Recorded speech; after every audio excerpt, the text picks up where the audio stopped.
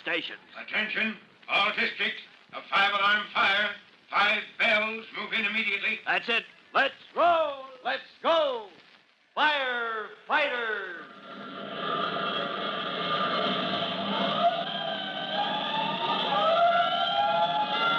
Presenting Firefighters, the true-to-life story of our unsung heroes who stand ready to ride by day or night against our most murderous enemy, the demon of fire.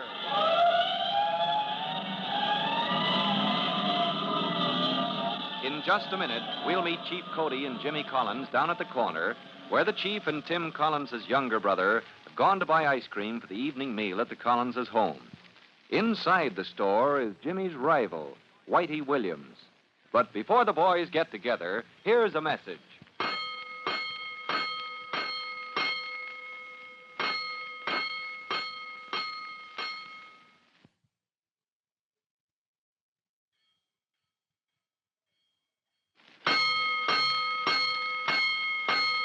Let's go, firefighters. Let's go to the corner store near the home of Tim Collins, rookie fireman.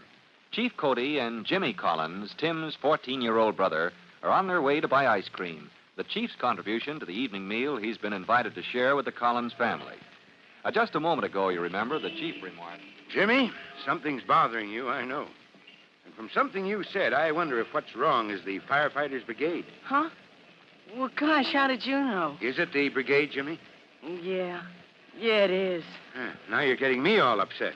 Well, here's the store, Chief, and, well, I'm going to get out of the brigade, and, oh, please, I don't want to talk about it. All right. Let's go inside and get our ice cream. I'll wait for you outside, Chief Cody. Well, now what? Well, nothing. I just don't want to go inside. Who's in there? Who's that you're glaring at through the window? Oh, nobody much. Isn't that young Williams, Whitey Williams? Yeah, it is. Every place you go, there's that Whitey Williams. Always butting in everywhere. Whitey Williams. He's an officer in the Firefighters Brigade, isn't he? In your brigade at Northside School? Pretty soon he can be all the officers if he wants to, after I quit. So that's it. There's trouble between you and Whitey, huh? Yeah. Well, between us, we're making a wreck out of our brigade. Jimmy, I'm going to look into this. Come on, we're going in there. Now, don't hang back.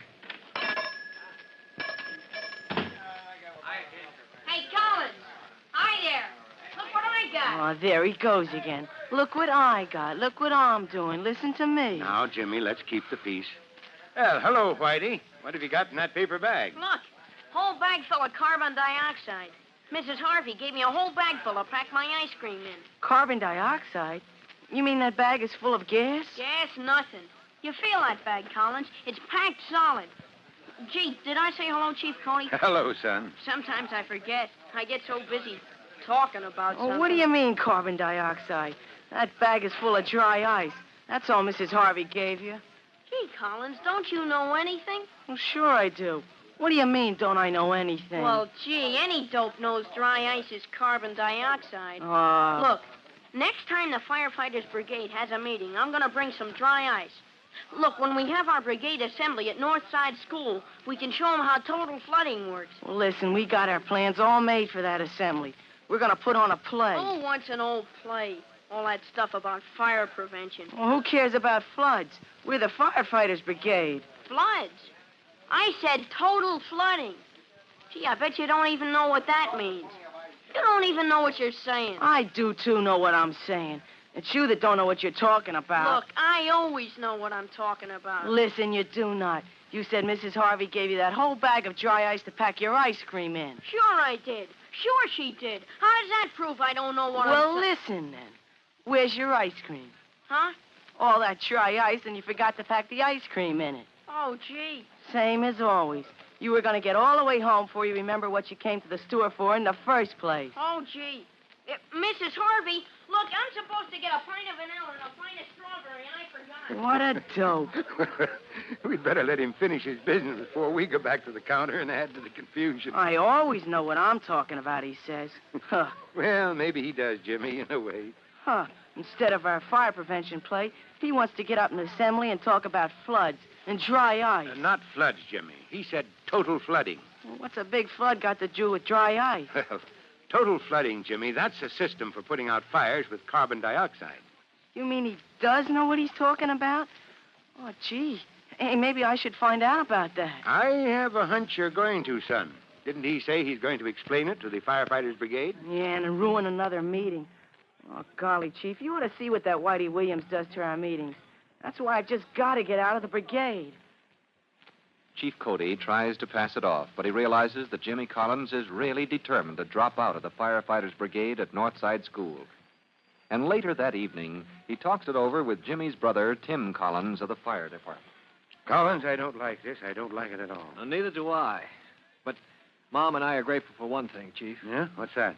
Well, you've put your finger on Jimmy's trouble. Why, he hasn't been fit to live with, not for a whole week. Well, now that his trouble is out in the open, he won't be so rough, tough, and disagreeable around the house. No, he won't, but he won't be happy. Chief, here's a situation we ought to size up before we make a fatal mistake. And what's your suggestion? Well, treat this case like a fire.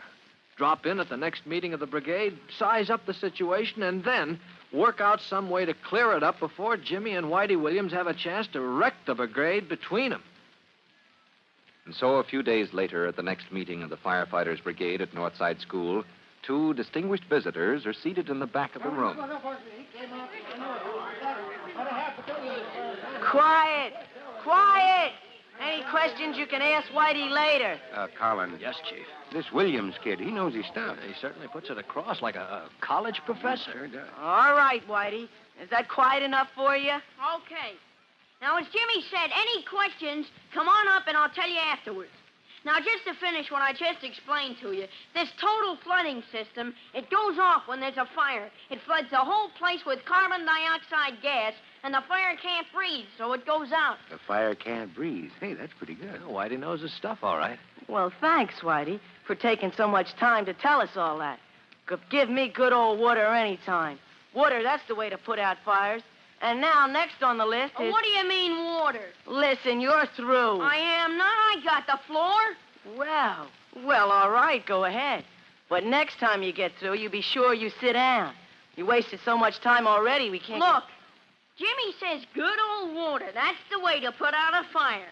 But you take some place with a lot of stuff that water could spoil, like maybe motors or electrical equipment, oh, I know, like the telephone company. You take and pour water into a place like a telephone exchange, and boy, there'll be years fixing up the damage. The boy's right, of course. And he knows he's right. That's what Jimmy can't stand about him. Whitey makes him feel like a fool. Oh, so I suppose the telephone company has this total flooding system, this dry ice gas and a lot of pipes and stuff? I guess if it was any good, they'd have it, wouldn't they? How about that? They do. Huh? They do? Well, anyways, lots of places they do. You ask them. That's all. Okay, that's all. And thank you very much, Whitey Williams, for this long talk. Now, next on our list is our plan for... Hey, Mr. Chairman. You're out of order. I am not. I still got the floor. I didn't sit down yet. I don't care. You've been going on and on and on for a half an hour and... I got the floor, that's all. And you can't take it away. Well, what is it? And please hurry up. Instead of any old play about fire prevention for assembly, why don't we show the kids all about how fire extinguishers work? Hey, listen, you can't say that now. You're out of order. That's new business, and you can't bring it... I make an exhibit for the brigade assembly instead of any old play. I resolve and I second the motion. Sit down. You're out of order. Besides, my sister Trudy, well, she's got the play practically already written. And besides, another I thing... rise to a point of order. Who said your sister Trudy should ever... Oh, sit down. Out of order. All right. Quiet. Meeting come to order. Order. Listen, everybody. Let's get out of here, Collins. Before there's a riot, Chief. Yeah. Hey. I've seen some lively meetings, but those kids go at it hammer and tongue. Yeah, what do you think is going to happen, Chief? If Jimmy walks out on the brigade, half the others will go with him. They're just about evenly split.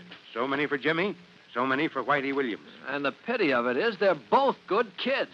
They just don't get along. Now, that brother of yours, my pal Jimmy, he's a real boy, all the way through. 24-carat fine. Yes, sir. But be fair to Whitey, Chief. That boy is smart. Trouble is that Jimmy and Whitey are so different. They're bound to pull in different directions on almost everything. That's it. Those two are so different that...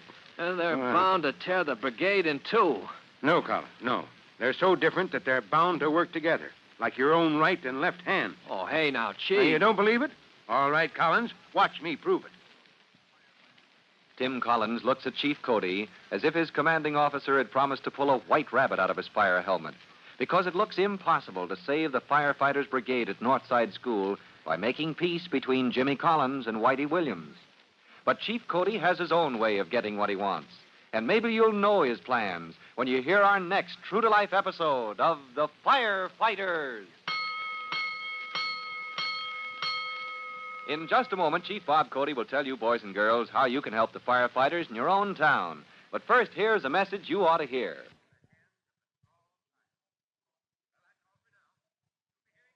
And now, Chief Bob Cody with a special notice for the Firefighters Brigade. Chief Cody. Hello, boys and girls. This is your friend, Chief Cody, and now we come to the next item in our list of common fire causes. Write down cleaning cloths. Just those two words can mean wiping rags, ordinary cotton waste, anything used for cleaning or wiping.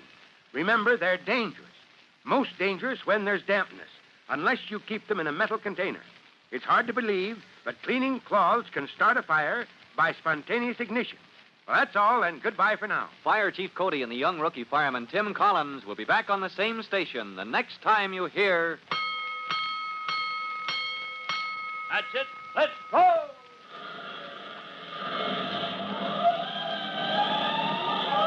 Let's go! Firefighters! Firefighters is a copyrighted feature of William F. Holland Productions.